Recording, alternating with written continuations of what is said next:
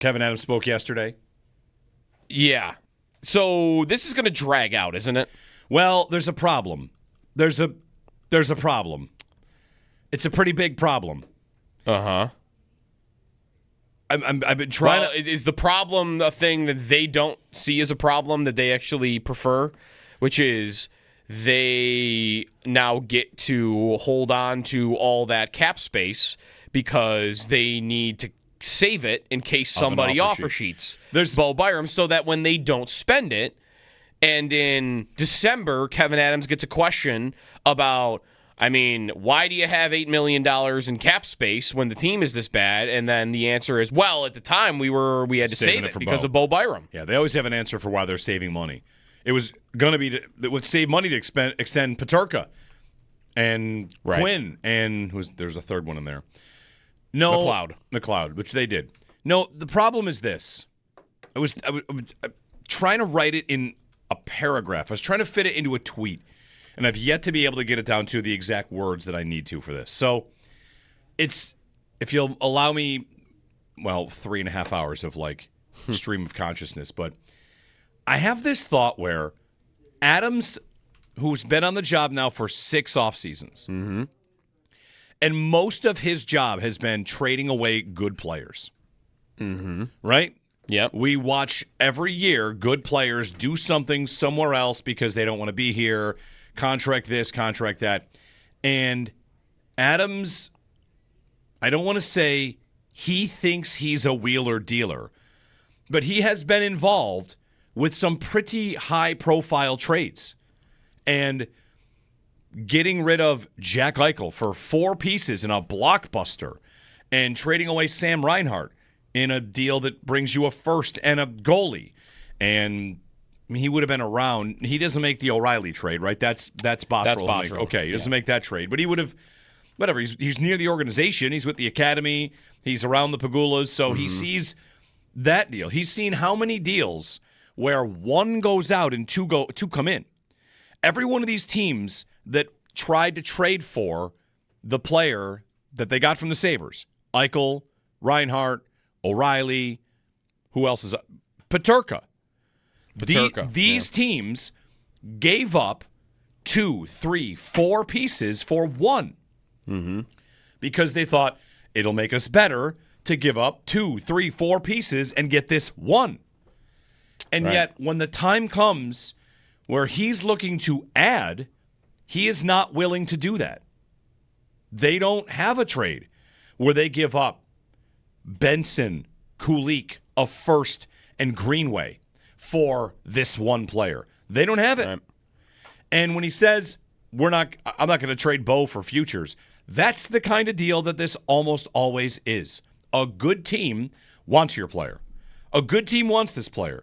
A team like, maybe it is Calgary who made the playoffs last year. Well, they could miss, whatever. Maybe it's St. Louis. Maybe it's the Kings. Whoever it is. Good teams see a player like this and say, oh, we might like him. He's not Eichel. He's not Reinhart. He's not close to that. And here's Adams talking like, well, I'm not going to just give him up for futures. And I'm going to match any offer sheet because I don't want futures. That comment alone, listen, I know that GMs have to talk tough, but there are absolutely a series of offer sheets he should accept Bo Byram getting and let him walk. There's a financial structure to it where if he's over 7.2 or whatever, a first, a second, and a third, he should take it. And if it's 2 first, a second, you're trying to tell me if Byram got the kind of offer where the Sabres could get 2 firsts, a second, and a third, they should not take it because they don't want futures? At that point, it becomes, sorry you're in your 6th offseason, but you've made enough of a mess where this is the compensation for Byram, you should take that deal. There's also an offer sheet where somebody offers 2 years, $20 million, or 2 years, $15 million. And the owner might not want to pay $15 in 2 years. Right. It's not believable that they'll match any offer sheet. Maybe they'll match any realistic offer sheet, and even that might be a mistake. And maybe the term would be very important here because would they match an offer sheet? Would they match any offer sheet for 2 or 3 years, but not for 7? Because if they are hesitant to give him a long-term deal, or what about Byram on this front? Byram is not maybe as public, his agent isn't, or like the reporting isn't as public about what his motivation is, like other than his role, right? It's not about, I need out right now, I'm not playing for this team again, I'm not signing, whatever. Like there's a belief maybe that he would play on a short-term deal, but is he going to be kicking and screaming if he says, I'm not playing for you for 7 years? Like that, I would be here for a year. I'll play for you for a year, but I'm not doing this. I'm not doing 7 years. And this would be why maybe he wouldn't sign an offer sheet in the first place. But would he be afraid of the Sabres doing that now? Of them saying, we're going to match whatever offer sheet there is out there, almost as a dare to Byram. Like right. This is kind of what I wanted them to do with Peterka in a way, by the way, which is like we're going to match anything. Like, go ahead, sign whatever you want because then we get you. Right. And maybe that's why Byram wouldn't sign an offer sheet with a team right now because he doesn't want it. But everybody knows that it has to be a bluff to some degree. They would not match any sheet. And that's where, if I were Byram, maybe I would test them. Like, all right, I'm going to sign for this team wants to give me Calgary wants to give me 7 years and 52 million. Sure, 7 years, 52 million. That's a first, a second, and a third. And they front loaded it like crazy. Yeah, you're not going to match that. He might sign it thinking like you're bluffing. Yeah. You're going to take the draft compensation, and you might hate that you're going to take the draft compensation, but you're going to do it. And look, I do think it's defendable that they don't want any futures back for Bo Byram.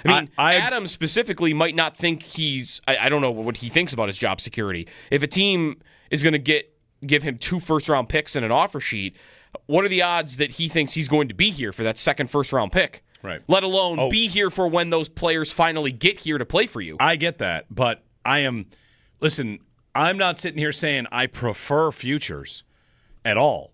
Mm-hmm. And I know Kevyn Adams certainly should not. But we should probably have an adult conversation about the Sabres where the likelihood is the best deal might involve futures. And of course, they can get what they did before. Tim Murray got a boatload of picks and then immediately traded them, many think, too soon for immediate players. The possibility always exists to trade your future pieces for players. The 9th overall pick probably could have been moved for a player. They didn't want to do it. Okay, that's fine. They've had how many first-round picks? They finally parted ways with Savoy. Finally. Mm-hmm. After his, D3 development season? No, his was quicker than that. Okay, D2? They drafted him. He's in. He might have even been after 1. He played for 2 years. 2 years. So they drafted him in 2022, and they traded him in the summer of 24. Right, so 2 full years in juniors. Yeah. Post-draft. Yep. And by the way, if you're still in juniors 2 years post-draft, I think that might be a little bit of an indicator. You're not an elite player. You can still be very good, but you might not be elite. I mean, he would have been in the AHL if he was allowed to. True. Remember, he couldn't play there. Zach Benson made this team. That's also true. Savoy did not. Right. I mean, we can talk about that. Whatever. I'm like I said, a stream of consciousness. But the point is, the larger point is, you don't want to take futures. It's your fault that you might have to. Does he feel like they have to? Because if futures is the best deal. Is the best deal futures, or is the best deal Bo Byram's on my roster and playing for me for the next for one more year? And then what? And then you try to trade him again at the deadline? Because at the deadline or in the offseason, you might think that you're going to get the same thing you get next summer. You might. But we're right back where you always are, which is you might need to be the team that packages 3 players together to get one piece. And right. I guess they kind of just did that with Josh Norris for Cousins and a second. It was that. I was just looking. I've got every trade Adams ever made in front of me, and the only one involving players where they sent out more pieces than they got back was the last trade they made, and it was Cousins, Dennis Gilbert, and a second for Josh Norris and Jacob Bernard-Docker. So wash out the defenseman. It was basically Cousins and a second for Norris. Yeah. But that's viewed more as a hockey trade, right? Yeah, that's definitely viewed as a hockey trade. The second-round pick is maybe just to incentivize Ottawa to do it in the first place because the players are pretty close in terms of value. You are in this spot. You are not some wheeler dealer that can pound your table and say, I don't want futures. These teams don't care. These teams are better than you, and if they want Bo Byram, they'll make an offer, and it might include futures. And if you're going to keep him because your plan to trade him or whatever fell apart, like, okay. He's talking about if they trade him, we're going to feel like our team got better. And yesterday it was, I can't tell you what it'll be. Will it be a defenseman? Will it be a forward? Will it be a forward and a D? Imagine Byram goes out for a forward and a defenseman. How are they better? He got right to that when he talked about like things, like the hypotheticals of things they could get back. I don't think he ever, I'll listen to the quote back. I don't believe he ever said, like, oh, it could be a defenseman. It could be a forward. He said it could be we get a forward and a defenseman. Yeah. Like we get multiple pieces. He never said anything, though, of the sort of maybe we package him with something and get like that is the thing you never hear. Right. And that's, to me, I entered this offseason hoping they would swing Byram and Peterka together. Byram and number 9 in a prospect. Right. Peterka and number 9. And the ship seems to have sailed on a lot of it. Right. And now you're stuck in what do teams want to offer you. Well, I can give you this player and a pick. I don't want picks. Okay. Give me a call later. I mean, I don't know. I'll talk to you in August, maybe. He could get traded later today. It's the kind of thing where you would have to ask yourself, is there an awesome offer on the deal for futures, and they won't take it because of futures? And why won't they take futures? Because the GM is in the 6th offseason. Yeah. And also, nobody does want to see them acquire futures. I don't want to see them acquire futures. Nobody wants to see them acquire futures. But the offer sheet scenario is one that would make sense to accept futures in certain scenarios. But you're probably right when you say he says we'll match anything. That's probably for the agent rather than the teams out there. Yes, we'll match anything. I think that's probably you want to discourage the player from doing it.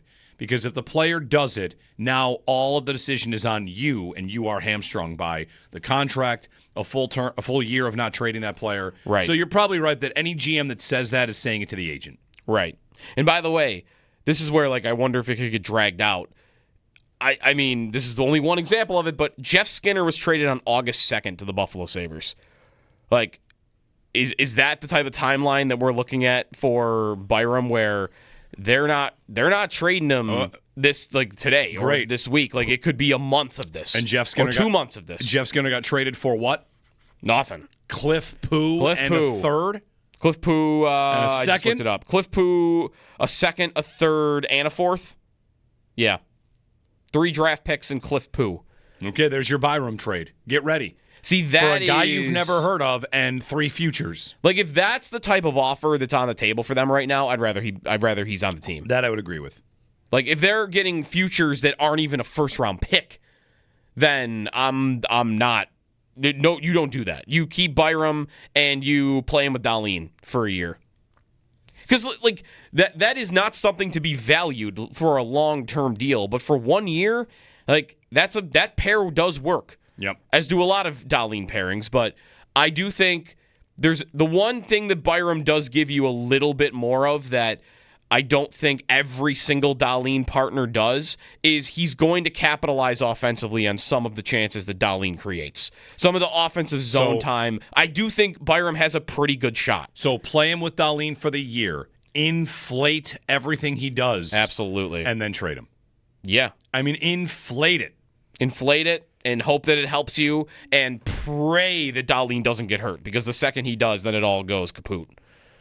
803-0550. Jeremy and Joe, happy Thursday, July 3rd. Happy July 4th. Happy holiday weekend, long weekend, another banner day. I mean, the weather has been just incredible. Beautiful. We walked out yesterday after I told you that Aaron Metkowski on BEN said it was going to be the nicest day of the year. Joe and I walk outside after the show, and he says, okay, you know what? Maybe it is the nicest day. It might be. It really might be the nicest day of the year. It's my father-in-law's birthday, too, so happy birthday to him. Okay, break time. We'll talk some Sabres. We'll get, we'll get stuff going today. We've got a lot of fun planned. At least I think we do. We'll find out. It's a getaway day for a lot of you out there with a long weekend as well.